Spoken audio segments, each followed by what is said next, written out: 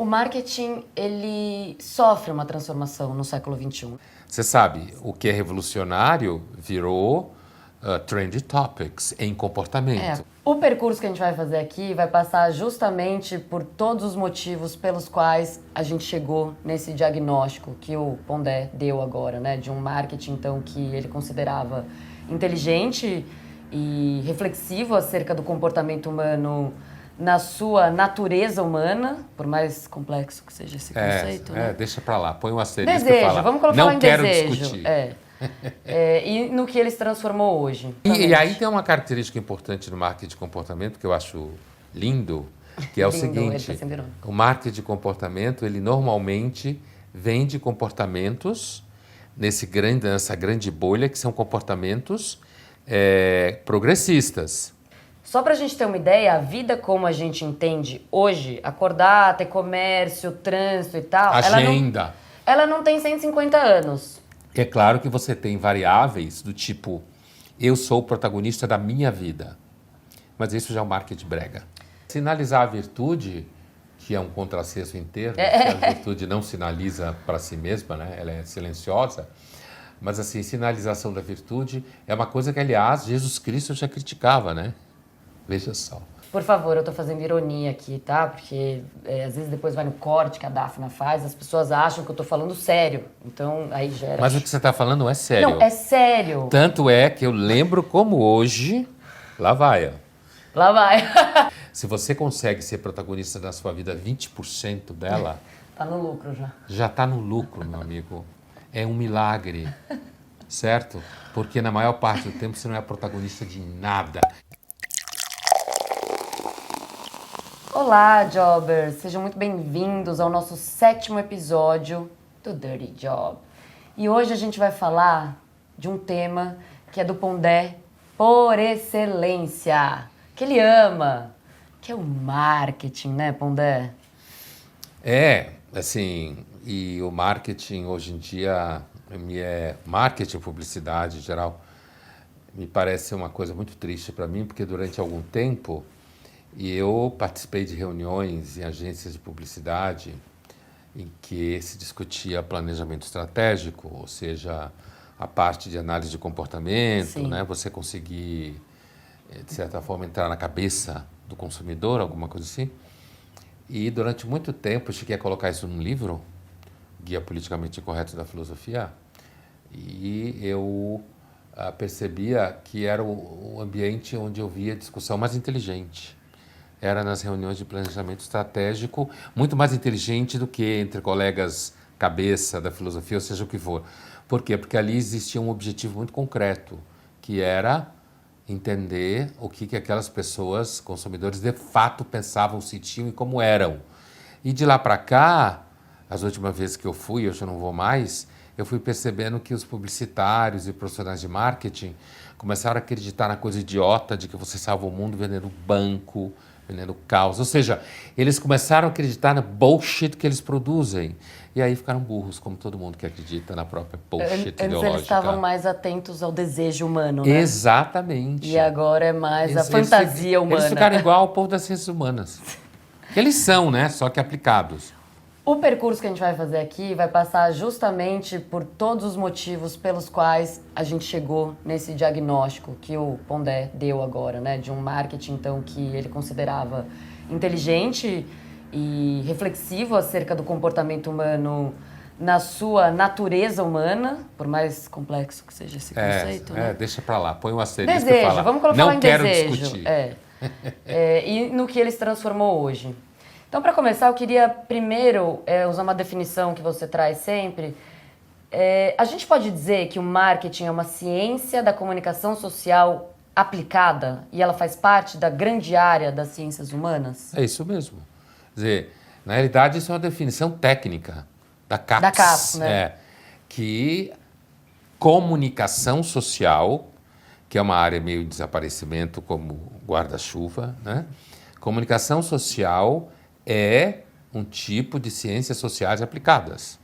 E o marketing, sendo parte da comunicação social, marketing e publicidade, sendo parte da comunicação social, é, portanto, ciências sociais aplicadas. Ou seja, é o conhecimento das ciências sociais aplicadas à análise do desejo, vendas, produtos, essas coisas. Isso mesmo. O marketing, ele sofre uma transformação no século XXI, né? Que você começou dando esse testemunho de quando ele trabalhava para as empresas de publicidade e no momento que ele parou de trabalhar para as empresas de publicidade, porque elas viraram o tal do politicamente correto. Inclusive, a minha discussão deixou de ser uma discussão bem-vinda. Isso, exatamente. Justamente. Você virou persona não grata. Porque o marketing, em grande medida, começou a acreditar na bullshit mesmo, é isso que eu digo. Sim, E você foi vendo isso, mas isso, como quase tudo nesse mundo das ciências humanas aplicadas em geral, ciências humanas aplicadas em geral, é fruto das universidades. Sim, isso, a gente vai chegar lá. Então, o marketing se transforma, a gente já passou por isso aqui. Quando a gente falava no episódio da ansiedade ou das redes sociais, o caminho do século XX, o nosso querido sobrinho do Freud, Sim. que a gente vira e mexe e volta. Não sei se o Freud está em quadro aqui. O pequeno Eduardo Bernays. O nosso querido, que foi quem... Porque, na verdade, a gente pode até pensar no marketing como uma psicanálise às avessas, né? É o que ele fazia, né? Exato. Ele achava que estava aplicando a psicanálise para objetivos emancipatórios. Sim. Então, o que você dizia na sua primeira fala, que o marketing, ele vende comportamentos. Desde sempre ele vendeu comportamentos. Só que, de uns tempos para cá, ele incorporou alguns valores, por assim dizer, que estão na esteira da cultura hoje, dominante das mídias, no jornalismo, no ambiente cultural, que até se fala, né, da tal esquerda cultural. Sim. Marxismo cultural, que é um termo que não existe, né? É um termo complicado. Não está na história do marxismo. Sim, exatamente. Mas está em alguns leitores do marxismo, até alguns leitores da própria Escola de Frankfurt. Sim. Já falam que não se fazia a crítica da economia política, que era aquilo que o Marx desejava, e começou-se a fazer a crítica da cultura. Da superestrutura. Da superestrutura, né? Nessa divisão clássica do marxismo entre base e superestrutura. Mas ele vem de comportamentos na medida em que incorporou também a contracultura, outra coisa que a gente também já passeou, por isso que eu vou passar mais rápido por isso. Incorporou as tribos, e hoje em dia essas tribos também se mesclam mais, elas não são mais tão puras quanto elas eram ali na década de 70 e 80, elas são mais híbridas, então você tem de fato um supermercado de identidades e que você pode trocar de identidade trocando de roupa. Por favor, eu tô fazendo ironia aqui, tá? Porque às vezes depois vai no corte que a Daphna faz, as pessoas acham que eu tô falando sério. Então, aí gera... Mas o que você tá falando é sério. Não, é sério. Tanto é que eu lembro como hoje... Lá vai, ó. Lá vai. Lá vai o trabalho sujo. Eu lembro a cena, eu estava sentado num restaurante, num café, ou talvez na FAAP, eu não lembro. Mas eu lembro que eu estava sentado com a Folha de São Paulo na mão, isso nos anos 80, tá? Com a Folha de São Paulo na mão, caderno ilustrada, e havia uma matéria que era justamente sobre, eu lembro quem escreveu, não preciso citar aqui, apesar que a matéria não é contrária à pessoa que escreveu, em que ele analisava o comportamento nos anos 80 e ele dizia, citação, que não havia mais personalidades, mas sim estilos. Sim. E que você podia trocar de estilo trocando a marca da roupa. Ou Ufa. seja, isso é fato. Sim. Fato. Fato. É. Não que isso seja um elogio ou que isso seja bom, pelo contrário, a gente está fazendo a crítica a isso aqui, tá? Então, Pondé, na sua pós lá na FAAP, você tinha 3 aulas dentro do módulo de marketing. Um sobre marketing de comportamento, outro sobre marketing como narrador e um terceiro sobre marketing existencial. E eu queria agora passar um pouco por cada um deles, começando pelo marketing de comportamento, né? Que você diz que opera para além do registro das necessidades. Por isso que eu até citei o sobrinho do Freud, né? Que foi o primeiro Sim. a sacar isso. Então, fala pra gente o que você acha, o que você entende por marketing de comportamento. Então, você citou, é impossível não lembrar dele, o Eduardo Bernays, o marketing de comportamento que ele vendeu, pelo qual ele ficou famoso em termos de campanha, né, foi, primeiro, o comportamento da mulher americana emancipada, Sim. vinculado ao cigarro, né, e que é uma ideia que está até hoje aí, porque agora aparecem carros. Sim. Mulheres dirigindo carros, fazendo movimentos radicais. Daqui a que nem pouco ela homem. pilotando helicóptero. Então, esses comerciais de mulheres fazendo manobras arriscadas com carros, eu aconselharia as companhias de seguro assistir esses comerciais e começar a cobrar tão caro o seguro de mulher dirigindo carro do que homem. Porque hoje em dia assim, sempre foi, O quando meu você seguro tem é mais filho barato homem, quando você do já que foi o- jovem, homem, quando o carro, o condutor principal é um jovem homem, o seguro é mais caro, porque o homem costuma fazer manobras loucas e bater mais o carro. Mas já que agora as mulheres também Também tão fazem manobras empoderadas. loucas dirigindo o carro, eu aconselho as companhias de seguro elevarem o preço do seguro quando o condutor principal é uma mulher jovem. Agora sim as feministas vão amar o pão delas. Já amavam? Pô, agora... Não, né? mas eu tô fazendo uma análise puramente de mercado, aliás. Porque a relação é evidente entre a Sim. campanha de cigarros Sim. do Bernays e essa campanha de carro agora, e que evidentemente é um fenômeno nas grandes sociedades de mercado, não é só um fenômeno no Brasil, é óbvio, nunca é só no Brasil. Então, mas o que que tem aí? Foi um comportamento que ele captou naquele momento, uma aspiração do mercado, ou seja, que as mulheres começassem a consumir e começassem a encontrar um comportamento que a colocava num ponto importante, e acertou em cheio, Gabi, porque sem as mulheres o capitalismo tinha quebrado. Exato, a gente é mais da metade. Não, as mulheres são quem mais gasta dinheiro. É quem mais compra, né? As feministas A podem gente mentir, admite. Eu mas admito, eu mas admito. né? Então, assim, o Bernays, ele sacou muito bem, era um grande profissional da área, ele sacou muito bem que trazendo as desespero do mulheres para dentro, do tio, trazendo as mulheres como foco do consumo, o capitalismo cresceu muito, a ponto de que hoje o capitalismo é completamente voltado para mulheres. Esse é o marketing de comportamento. Você vende um comportamento, e eu volto a esse caso, um outro grande exemplo do uso e surgimento de marketing de comportamento é a contracultura. Sim. A contracultura vendeu o comportamento. E vende até hoje. É a mesma coisa do que chamam pink money, de você ter o nicho LGBTQIA+, green money, Black money. para os veganos e os ambientalistas. Tudo. Exatamente. E aí tem uma característica importante no marketing de comportamento que eu acho lindo, que é o Lindo, ele seguinte, tá sendo irônico. o marketing de comportamento, ele normalmente vende comportamentos nessa grande bolha, que são comportamentos progressistas, certo? Porém, na medida em que a direita de costumes, hábitos, começa a invadir cada vez mais as redes sociais, você tenta produzir um marketing de comportamento conservador. Exemplo, Threadwives, certo? Soft girls, ou seja, meninas ou esposas ou namoradas que falam nas redes sociais a favor de serem sustentadas, viverem graças ao que o marido ou o namorado pagam e tal. Porém, essas Threadwives, ou soft troféu girls... aqui no Brasil. Então,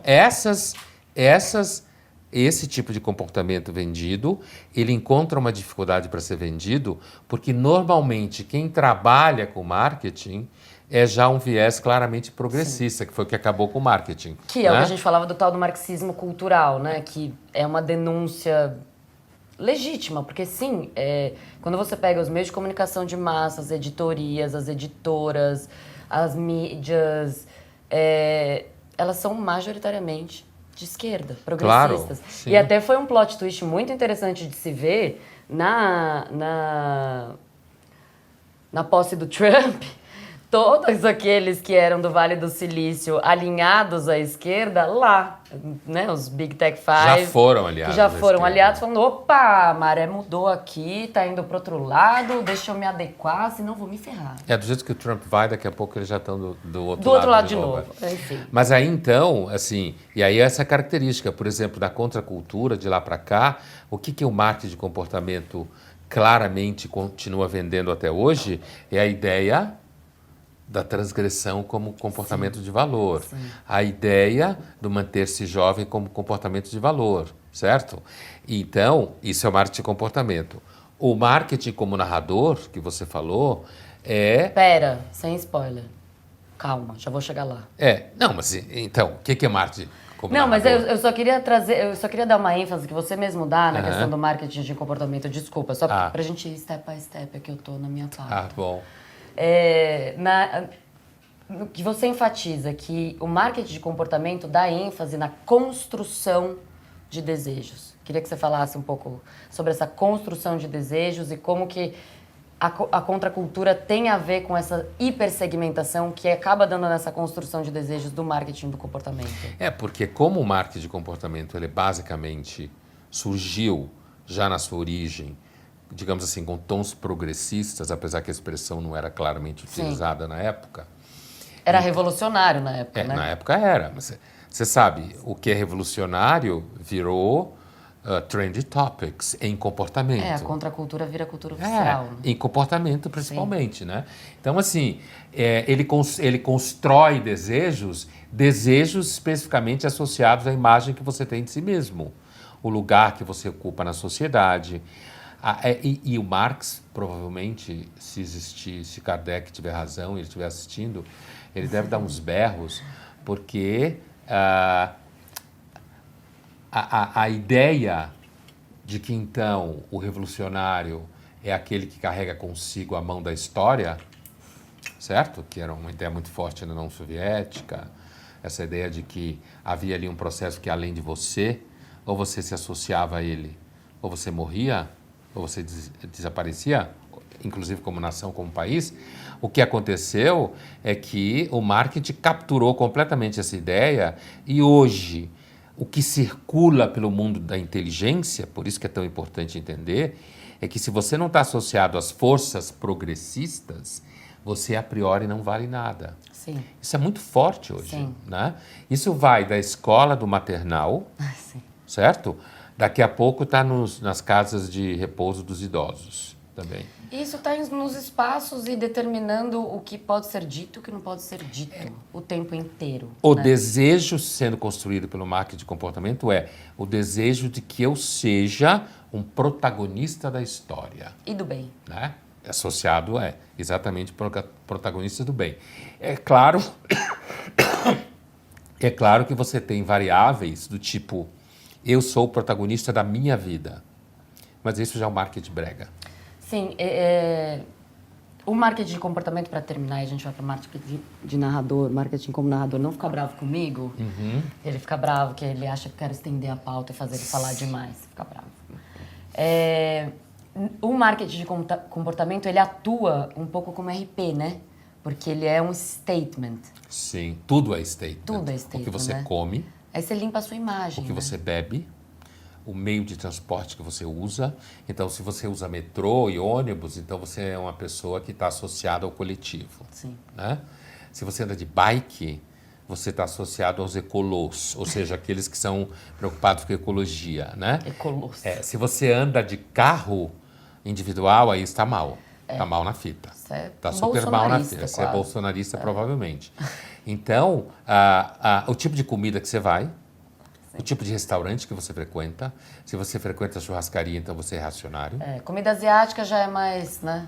Comida asiática é aquela coisa meio descolada. Meio budismo light, né? É budismo light quem tem dinheiro para ir para o extremo leste do mundo, né? Porque é caro pra caralho para chegar até lá.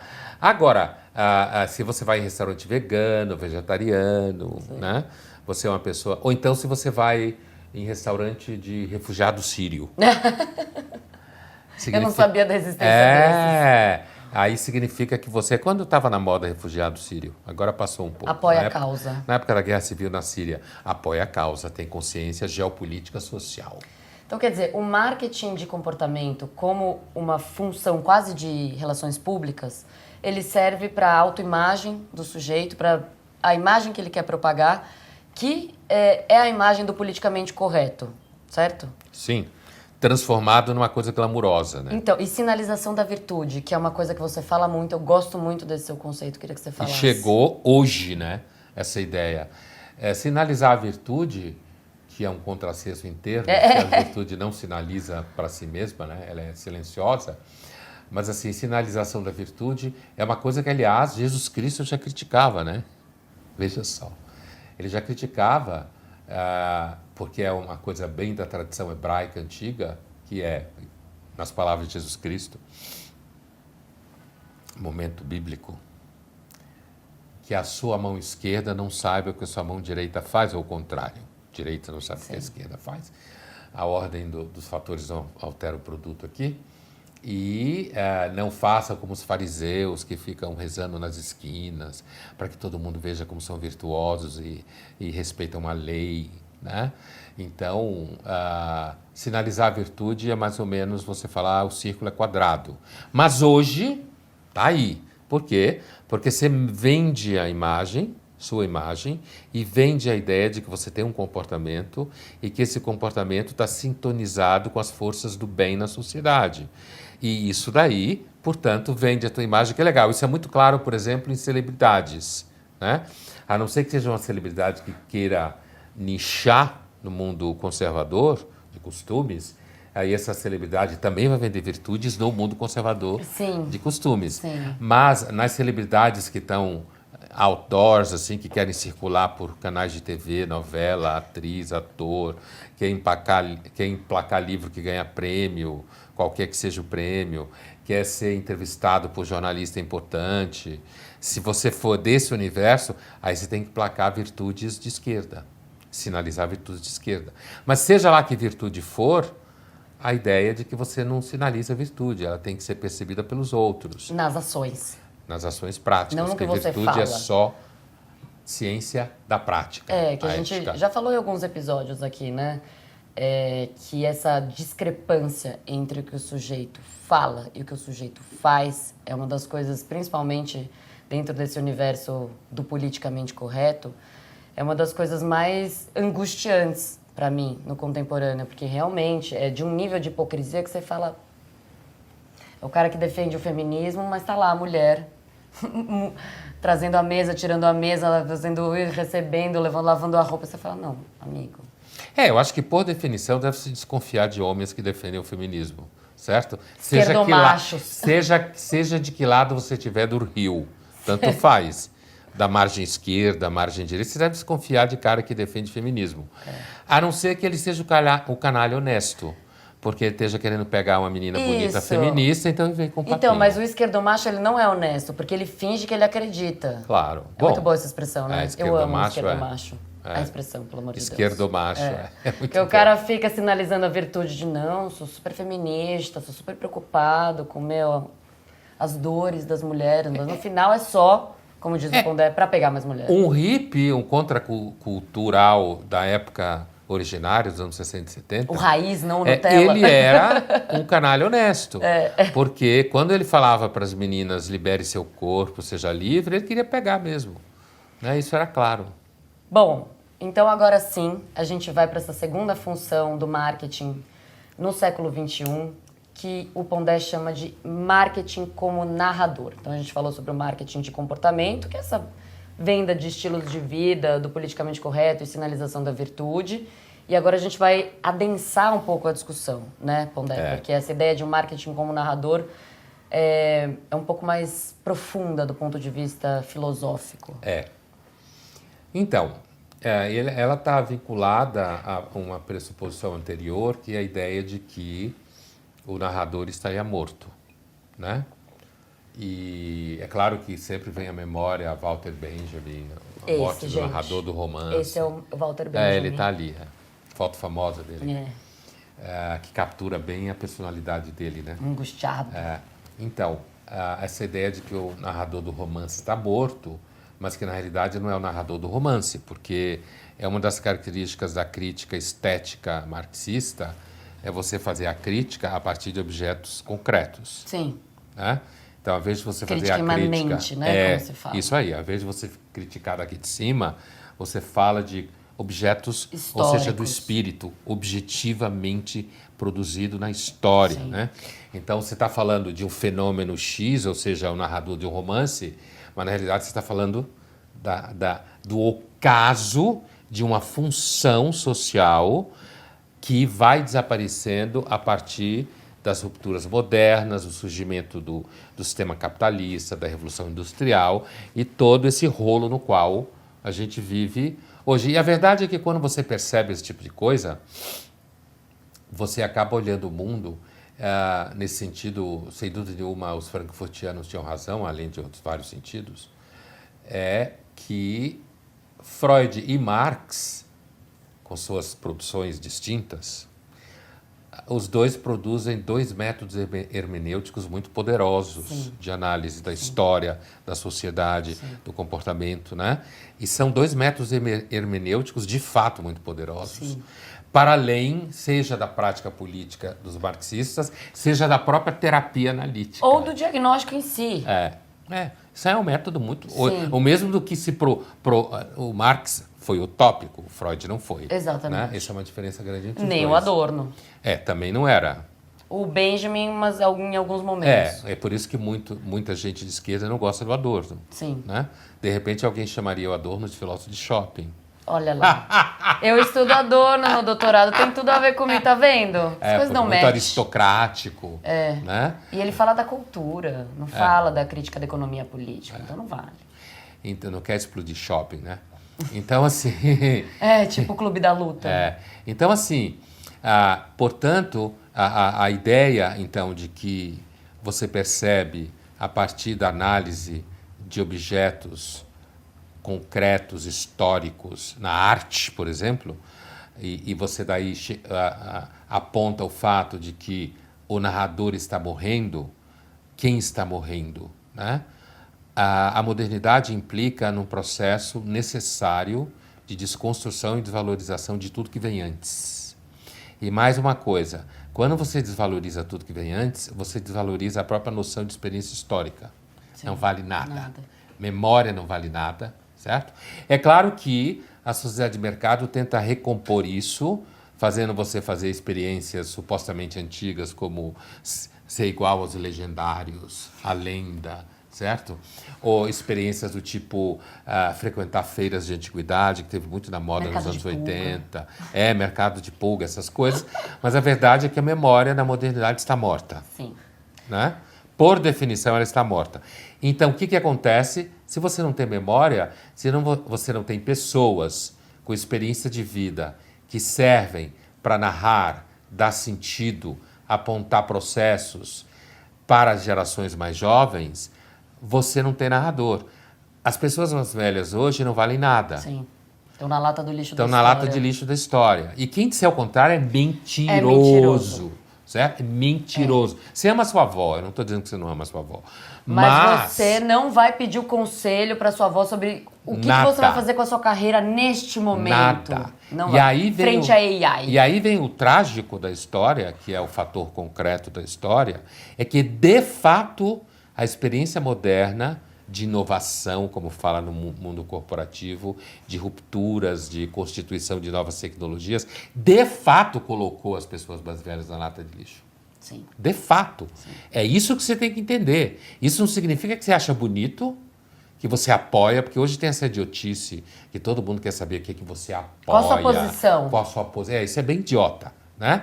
Mas de fato colocou. E isso é o trágico da história. Né? E aí, como você cria um vácuo, você vai observando a entrada da produção cultural, da produção do marketing da publicidade, da análise do desejo, da construção do desejo, entrando na cena como sendo aquele que então vai narrar como a vida é, vai dar sentido à vida, dizendo, por exemplo, que você pode sim fazer uma versão melhor de si mesmo. Então, se eu entendi certo, Pondé, a gente tem a modernidade, a gente falou aqui, eu falei palavrão filosófico em outro episódio, a modernidade ela é autorreferente, né? Ela Sim. retira normatividade de si mesma. Isso significa que ela faz uma ruptura radical com o que vem para trás. E se o narrador, que é uma figura literária a priori, mas aqui o Benjamin faz uma analogia, né? Ele é, por excelência, aquele que conecta os eventos para dar sentido no todo. A partir da modernidade, se ela faz uma ruptura, ele não consegue se conectar com o que está para trás dela. Significa que o que está para trás dela foi para a lata do lixo da história.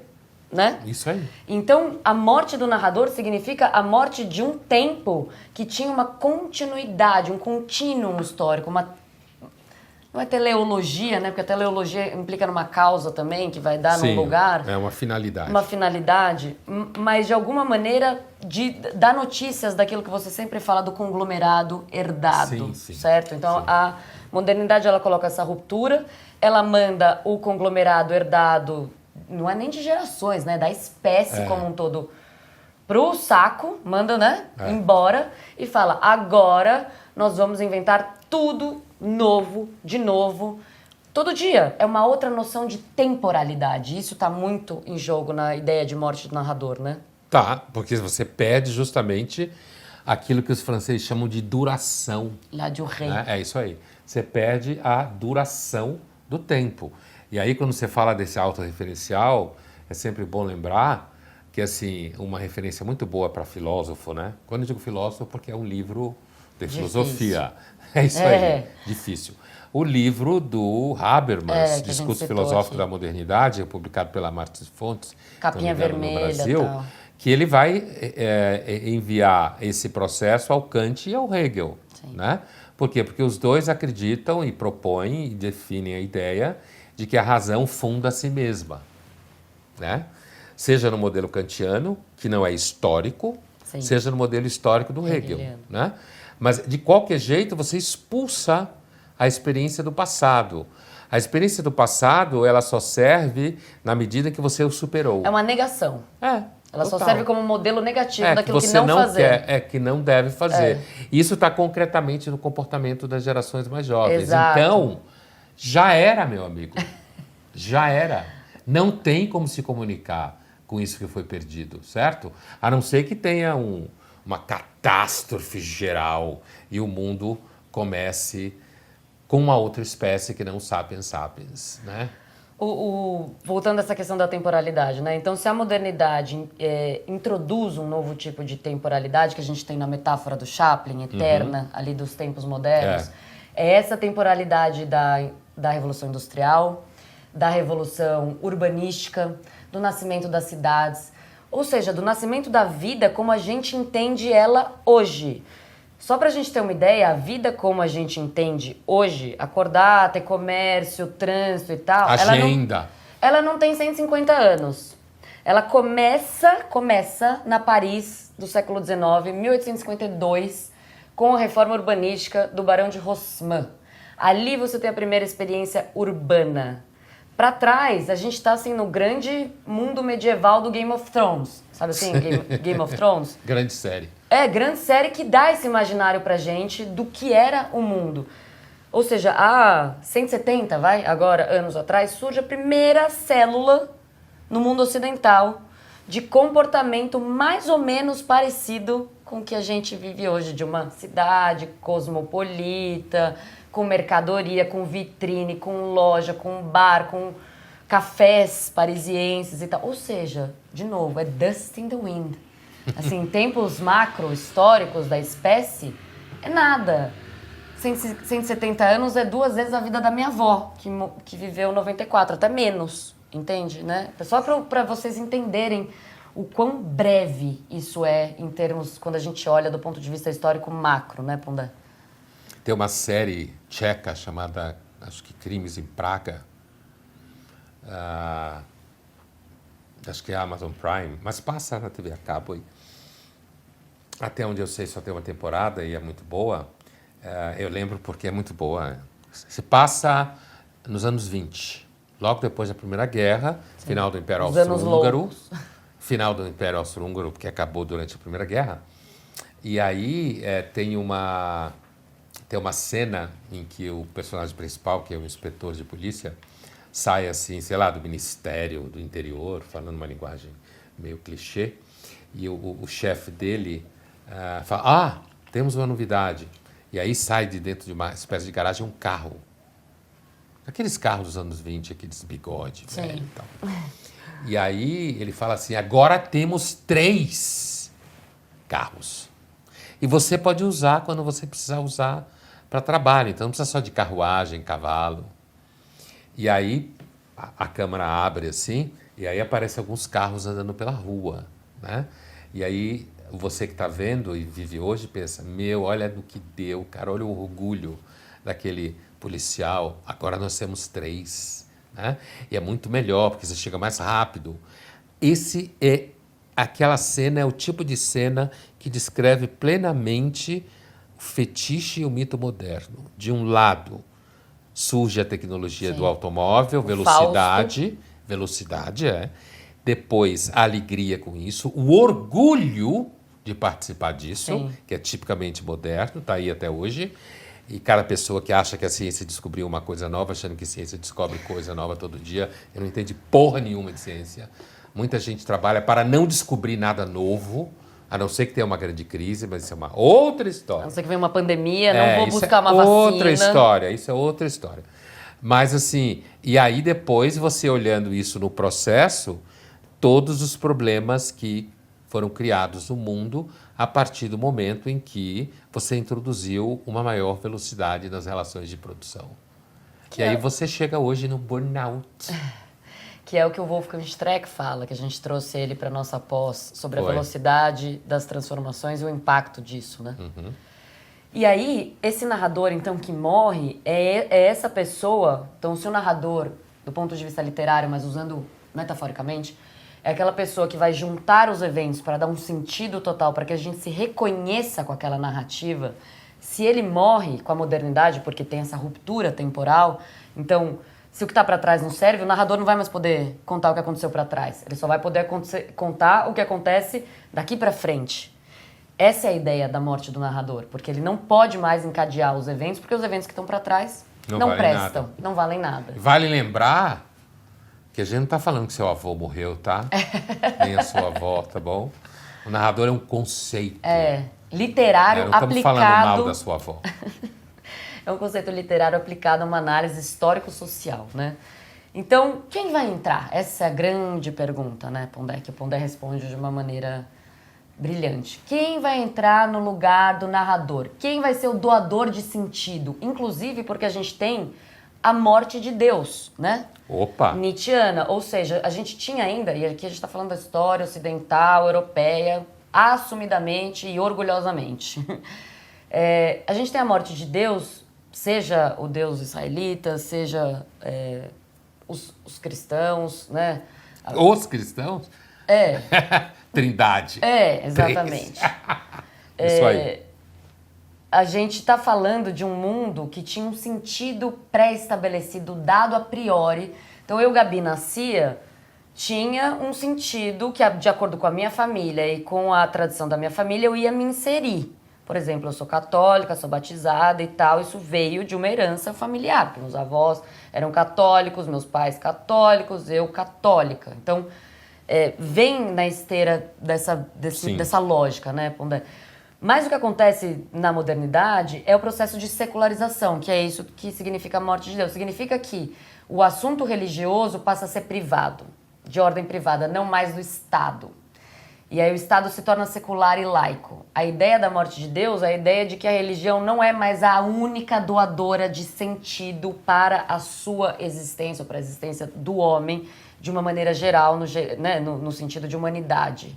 Então, esse é um segundo elemento, né, para a morte do narrador. Sim.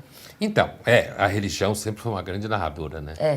É assim, e aí quando você fala do espaço secular, e aí o que a gente está falando no fundo aqui do marketing como narrador é interessante porque em 2014 foi lançado um dossiê grande nos Estados Unidos chamado Religion as Brand, né? Talvez seja no plural, não lembro, mas tanto faz. E esse 2014, já vão 11 anos, né? Mas vale até hoje, porque um dos detalhes não vai se analisar a religião como marca, né? E uma das coisas que o dossiê traz é a ideia de que as religiões tiveram que competir com significados seculares. E, portanto, quando se discute hoje, vamos dar um exemplo recente, a morte do Francisco, né? e a cobrança sistemática de praticamente todos os jornalistas, que praticamente eles pensam toda a mesma coisa, né? A cobrança sistemática de que o Francisco não foi tão longe nas pautas progressistas, de que o próximo Papa tem que seguir daí para frente, né?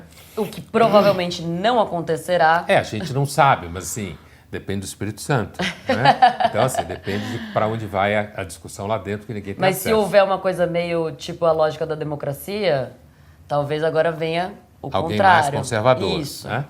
Então, assim, mas o que eu quero dizer é o seguinte, aí aparece o que se fala naquele dossiê.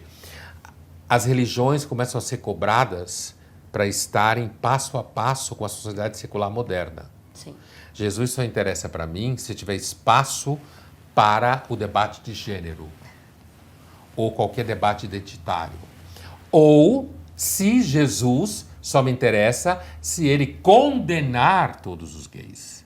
Dá na mesma coisa. Porque Só tá que do na outro lado do polarização, rio. É a polarização dentro da indicação para o Papa. Por isso que a igreja, a indicação do Papa tem que ser feita 7 chaves mesmo, ninguém pode ter acesso, tem que ser só aqueles caras mesmo, jamais, que senão fode geral. Sim. Daqui a pouco a eleição de Papa tá essa baixaria que é a eleição da democracia em geral. É. Bom, mas o que eu quero dizer com isso é o seguinte, aquilo lá de 2014 mostra o quê? As religiões, para continuar a disputar o mercado de significados, que é o mercado de narrativas, de narradores, ela tem que olhar para o que o mundo secular está oferecendo. Então, ela tem que oferecer para você sucesso profissional, ela tem que oferecer para você narrativas que interessem os jovens. Então, a série The Chosen, certo? Que todo mundo conhece. Recente, aí, da Netflix. Então, essa série The Chosen agora está produzindo spin-offs e ela tem que produzir, então, aventuras em que uma figura, a Madalena, o Pedro, o João, explora tesouros da Amazônia. Certo? Para quê? Para que você mostre que os personagens da narrativa cristã têm a ver com o universo de filmes de super-heróis. Hoje em dia, para colar. Isso significa o quê? Significa que as religiões também estão submetidas ao mesmo processo de esmagamento que a modernidade secular estabelece. Que, na realidade, é o seguinte, o marketing narra, as vendas narram, o objetivo de propostas de venda narram e, no final das contas, o que importa é o produto mesmo.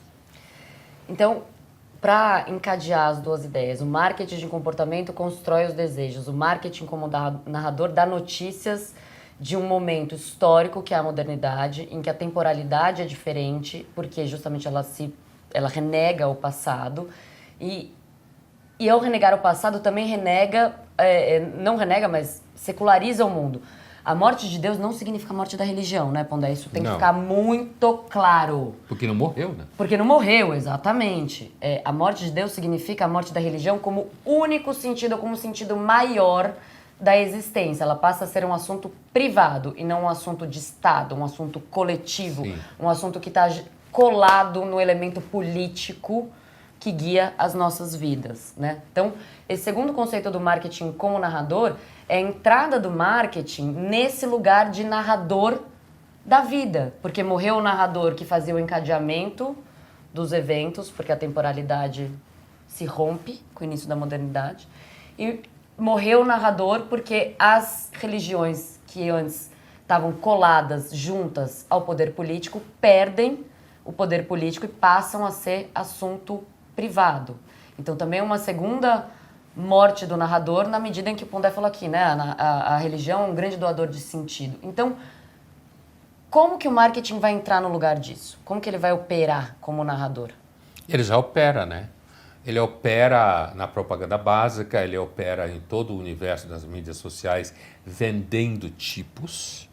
Vendendo comportamentos, essa é a conexão do 1 com o 2. Vendendo tipos que são, na realidade, certos comportamentos, gerando aspiração associada a isso e inspiração também para a sua vida. E ele vai invadindo a religião, como eu já estava falando, sendo colonizada completamente por essas produções, né? Onde você tem a convergência maravilhosa entre produtos audiovisuais e marketing. Eu acho lindo isso. Acho lindo. Contém ironia. Né? Eu acho lindo tudo isso sendo devorado. Né? Aparece também na própria esquerda, que vai virando um nicho dentro do capitalismo, certo? Por quê? Porque, na realidade, ela vai, então, vendendo a ideia de que se você é uma empresa e você tem espaço para diversidade, você é uma empresa que está em dia com o processo histórico e, ao mesmo tempo, vende, é bom para o branding da própria empresa. Né? Ele está nas escolas, na medida que professores e professoras têm que vender a escola, inclusive porque, se for de classe média para cima, cada vez tem menos aluno, menos jovem, a entropia típica da modernização, a recusa da reprodução, não porque você quer, Sim. brota do próprio modelo de vida que as pessoas têm. Você até tem um espaço de decisão, eu tomei essa decisão. Né? Mas você tomou essa decisão porque você está dentro do momento histórico específico, com a produção material específica, um modo de viver. Então, esse marketing como narrador, ele vai aparecendo de forma aparentemente silenciosa, mas ele vai aparecendo, por exemplo, no fato que você vai percebendo que as escolas estão vendendo tipos de pessoas, muitas psicologias e teorias psicológicas, por exemplo, psicologia positiva, Sim. completamente marketing como narrador. Momentos de sucesso, você vai conseguir assertividade. A própria ideia de que você deve vender uma psicologia para protagonistas. Para que melhor ideia de marketing como narrador? Psicologia para protagonista. Você será o protagonista da sua vida. Se você consegue na sua vida ser protagonista no sentido de ator que aparece no centro e na frente do palco, né, e carrega o enredo contigo, se você consegue ser protagonista da sua vida 20% dela... Está no lucro já. Já está no lucro, meu amigo. É um milagre, certo? Porque na maior parte do tempo você não é protagonista de nada. E quer ver a prova pelo caminho reverso de que não é? Porque quem vende isso ganha muito dinheiro. Quem vende a ideia de que você pode ser protagonista da sua vida ganha muito dinheiro. Você Rios pode de ser dinheiro. o que você quiser. Ele ganha rios de dinheiro. Por quê? Porque, evidentemente, miseravelmente, você sabe que não pode. É isso aí. Então, o marketing como narrador tem como último produto dele o propósito, né? Que é uma tentativa de doar sentido para sua vida de maneira ultra individual. Claro. Tá na boca do povo, tá na né? boca do povo. A ideia de que você tem que vender propósito. Então, você começa, inclusive, a analisar a Idade Média a partir do ponto de vista do propósito. Não tem coisa mais bizarra. Quando eu acho uma das coisas legais da Idade Média é que não havia propósito. Você só fazia o que tinha que fazer. Não havia futuro. Isso. Não havia futuro. Eu não estou dizendo que eu não gosto de antibiótico, tá? Eu também não estou dizendo que eu não quero anestesia para parir, por favor. Não entra nessa onda, não. Exato. Sai dessa miséria semântica das redes sociais. Um ou outro.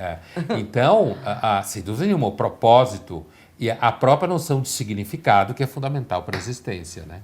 Que ele vende. Pegando carona disso, vamos para o último conceito do Pondé, que é o marketing existencial. O que seria, Pondé, o marketing existencial? Então, o marketing existencial é um conceito que vai brotando na minha cabeça a partir de produtos culturais objetivos. Coluna da Folha, curso na Casa do Saber, livro. Né? E a ideia, como eu digo no livro, é o marketing que vende produtos de significado ou produtos invisíveis para egos consumidores de busca de significado. E o centro, eu focaria nisso aqui, porque isso é de fato não, é um diferencial desses três conceitos, é assim: você tem que partir da filosofia da existência, como eu faço no livro. Parto do Kierkegaard, do criador da filosofia da existência. Não é o Sartre, desculpa. Não é o Sartre. É o Kierkegaard, criador da filosofia da existência. Mas é verdade. Né? Não, porque se pensa povo que é o Sartre. Pensa que é o Sartre. E aí, era um sujeito cristão, religioso, atormentado, dinamarquês. Adorno adorava ele. Escreveu um livro Escreveu um livro sobre ele. Então, esse sujeito, ele constrói uma discussão sobre a angústia essencial da condição humana, do existente, como ele fala, da condição humana que não tem solução, né? E as tentativas de resolução e de superação dessa angústia. E aí ele descreve 3 estágios, como ele fala, né? Estágios, que não são gradativos, você passa de um para o outro, não é essa a ideia.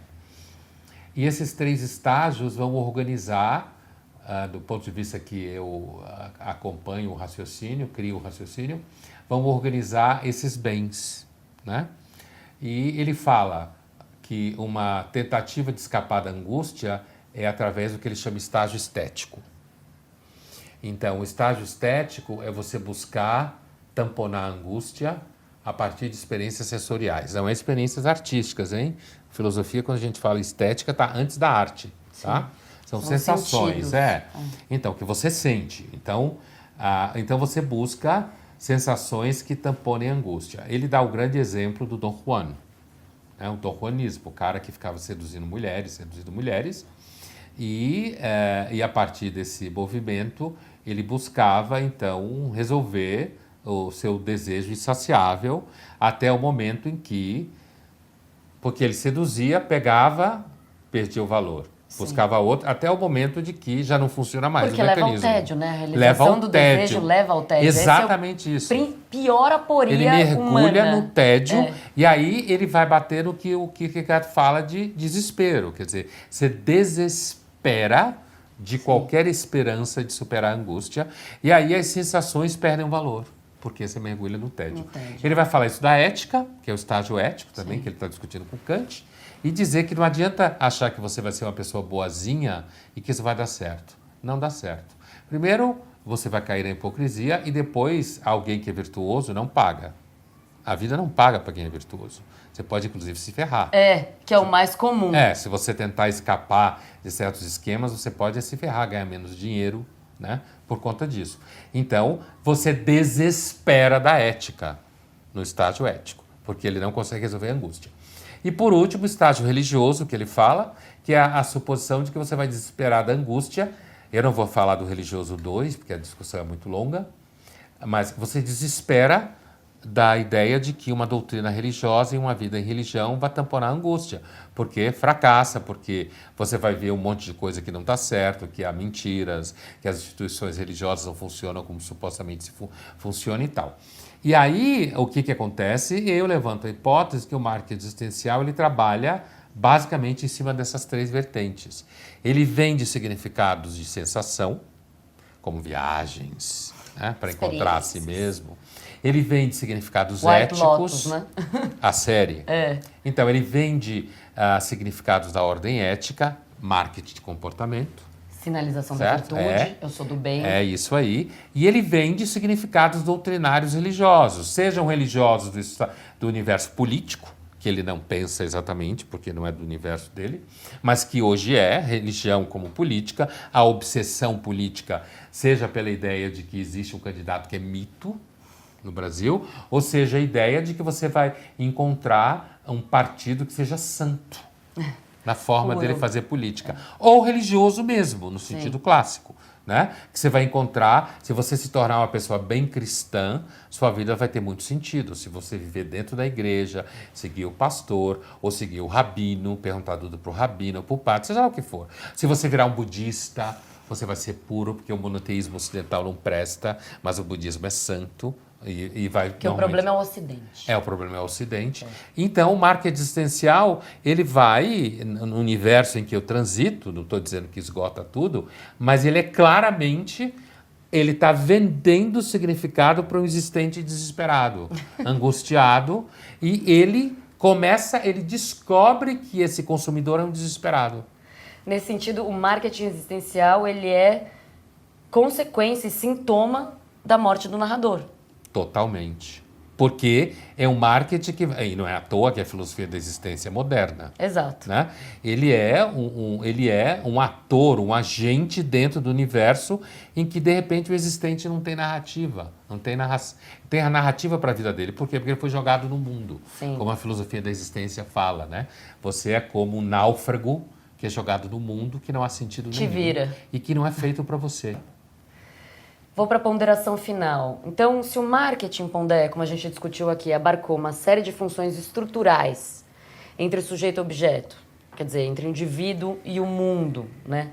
Quais são as principais consequências psíquicas dele ter abarcado essas funções tão importantes da nossa psique? O naufrágio da saúde mental. A ansiedade. Toda a sintoma. Ansiedade, angústia, medo, né, O insegurança. mercado da saúde mental em si mesmo. Todo o processo de você ficar completamente exausto, porque também, aí é uma outra discussão, mas a noção de economia baseada na noção de crescimento enlouquece todo mundo, né? E o pior é que não tem saída para isso. Todo mundo que propõe saída para isso, no final do dia parece um bobo, ou então tem que se identificar com o Lenin, o Stalin, e sair matando muita gente, né? E Trotsky. Mas assim, porque a fórmula dos bolcheviques continua sendo a única saída. Continua. Comunista! Não estou querendo dizer que eu sou comunista. Eu estou querendo dizer que a forma de você achar, né, que tem que mudar o mundo continua sendo a fórmula bolchevique. Ou seja, mata todo mundo que não concorda com você. E vamos. E como isso hoje não pode ser feito, nem falado, né, e nem praticado, imagina uma esquerda que fala isso por aí, ela perde todo mundo soft que segue ela na Zona Oeste paulistana. Perde o público, né, fofo. Perde o público fofo, legal, que ama. Né? Que ama todo mundo, é super legal. Então, assim, portanto, uma consequência imediata é o naufrágio da saúde mental. E com isso, eu não estou querendo dizer que a saúde mental sempre foi uma grande coisa, né? Todo mundo que estuda a Idade Média sabe que na Idade Média muito provavelmente havia sofrimento mental, angústias, porque a espécie é uma espécie, angustiada, de certa forma, inviável, por conta do seu universo interior, sim, né? Do seu meio ambiente interior. Mas você tem, no caso específico nosso, da modernidade, da modernidade, do naufrágio da saúde mental da modernidade, você tem uma variável nova que é a ideia de que você vai sair disso por si. Sozinho, Você vai encontrar a fórmula e que você, se você ainda não saiu por si, é porque você não encontrou o coach certo. Ou é um fracassado. Não leu o livro certo, ou você, de fato, não vale nada. É isso aí, Jobbers. Assim a gente chega ao final do nosso 7º episódio sobre marketing. Até o próximo.